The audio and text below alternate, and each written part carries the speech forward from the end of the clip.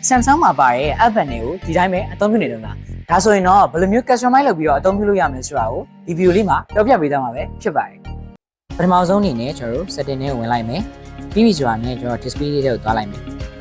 display လေးကိုသွားပွားဆိုလို့ရှိရင်ကျွန်တော်အောက်လေးနည်းနည်းလေးဆွဲချလိုက်တဲ့အခါမျိုးမှာ easy mode ရဲ့အောက်မှာကျွန်တော် app နဲ့ဆိုတာလေးရှိတယ်ဒါကတော့ကျွန်တော် on လာတာပေါ့နော်ဒီလိုကမော်အားလေးဆိုလို့ရှိရင်ဒီ cloud လေးကိုကျွန်တော် on လိုက်မယ်ပြီးပြီဆိုတာနဲ့ကျွန်တော် pen တွေမှာပုံမှန်ဖုန်းတွေမှာကျွန်တော် slide bar ဆွဲပြီးဆိုလို့ရှိရင်ကျွန်တော်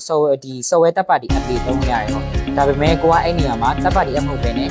phone call list တွေသုံးနေတာလားဒါမှမဟုတ်ကိုက final ပတ်သက်တဲ့တခြား task တွေကိုထပ်ပြီးသုံးနေတာလားဒါမှမဟုတ်လက်ရှိရာသီဥတုအချိန်တွေကိုကြည့်နေတာလားတခြားကိုကဒီ online information တွေသုံးနေတာလားဒီလိုမျိုးစားတဲ့ customize တွေကိုကိုကပြန်ပြီးတော့ထည့်ပြီးတော့သုံးသွားလို့ရတယ်အဲ့ဒါအပြင်ဒီကောင်လေးကကြတော့ထပ်ပြီးဘာတွေထူးခြားပါလဲဆိုတော့ဒီအောက်ကကျွန်တော်က handle လေးကိုနှိမ့်လိုက်ပြီဆိုတာနဲ့ဒီမှာပေါ်နေတဲ့ဒီ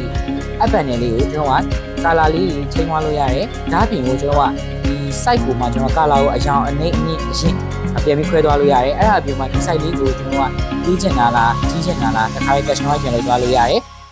ဒါဆိုလို့ရှိရင်ဒီ app panel လေးကိုကိုစိတ်ကြိုက် customize လေးနဲ့ပြန်ပြီးတော့သုံးလို့ရမှာပဲဖြစ်ပါတယ်နောက်ဆုံးချက်အနေနဲ့ video edit လုပ်တဲ့နေရာမှာတပ်ပါတီ application တွေခံစရာမလိုဘဲနဲ့ Samsung မှာပါတဲ့ Auto Transfer AI function နဲ့ video တစ်ပုဒ်ကိုအလဲတကူဖန်တီးလို့ရပါတယ်။ဒီလိုလုပ်ရမလဲဆိုရင်တော့ညီမလေးတို့အရင်ဆုံး clarity ချုပ်ရင်ဝင်လိုက်မယ်။ဝင်ပြီးဆိုရင်ညီမလေးတို့ကကို section နဲ့ video တွေကို select ပေးလိုက်မယ်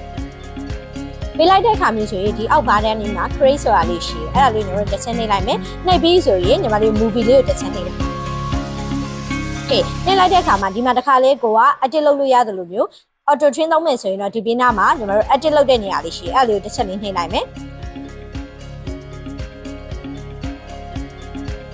Okay အဲ့တော့ညီမတို့လုပ်ပြီးသွားပြီဆိုရင်ကိုကဒီနေရာမှာရွေးချယ်စရာအနေနဲ့ကဘာလို့လုပ်လို့ရလဲဆိုဗီဒီယိုရဲ့ timeline ကို9စက္ကန့်ထားခြင်းတာလေ53စက္ကန့်လားဒါမှမဟုတ်10စက္ကန့်လောက်ထားခြင်းနဲ့ဆိုတော့ညီမလေးတို့က10စက္ကန့်ကိုထားလိုက်မယ်ပြီးဆိုရင် apply လေးနှိပ်လိုက်မယ်နေပြီးွားရဆိုရင်တော့ဒီနေရာမှာနောက်ထပ်အားသာချက်တစ်ခုအနေနဲ့ short နဲ့ long ဆိုပြီးဗီဒီယိုပြန်ရွေးလို့ရတယ်။ short ရွေးချင်တာလား long ရွေးချင်တာလားတကယ်လို့ကိုက short အနေနဲ့ထုတ်ချင်တယ်ဆိုရင်တို့ short ကိုဆက်လက်ပြီးတော့အလဲတကူထုတ်လို့ရတယ်။အဲ့ဒါကျွန်တော်တို့ကြည့်ကြည့်ရအောင်။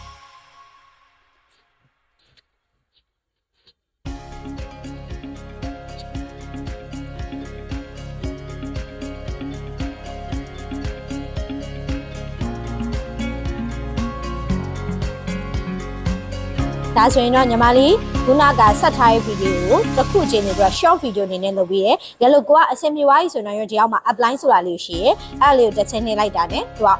auto လေး save သွားပါပြီ